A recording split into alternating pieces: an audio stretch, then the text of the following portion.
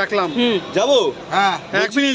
এই যে প্রস্তাবটা আজকে সর্বসম্মতিক্রমে তো পাশ করলো, বিরোধীদের রীতিমতো চাপড়ানো হলো বেঞ্চ, তো আপনি কি করলেন? আমি নির্বাচিত হয়ে আসার পরে এই একটা প্রস্তাব দেখলাম বাংলার জন্য, বাংলার মানুষের সার্বিক উন্নয়নের জন্য, শাসক বিরোধী এবং ইনক্লুডিং আমিও সবাই মিলে এটাতে সহমত আমরা পারলাম। কারণ আমরা সবাই চাই বাংলার উন্নয়ন হোক, বাংলার নাগরিকের উন্নয়ন হোক।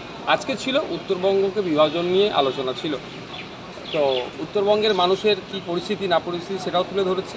তারপরে বিভিন্ন মিনিস্টার এবং বক্তারা বক্তব্য দিয়েছেন, লিডার অফ অপোজিশন ছিলেন এবং লিডার অফ দি হাউসও ছিলেন। লিডার অফ অপোজিশন একটা প্রস্তাব রেখেছেন যেটা উন্নয়নের স্বার্থে, এবং লিডার অফ দি হাউস যিনি ছিলেন সেটাকে অ্যাকসেপ্ট করে আরও দু একটা শব্দ তাতে সংযোজন করেছেন।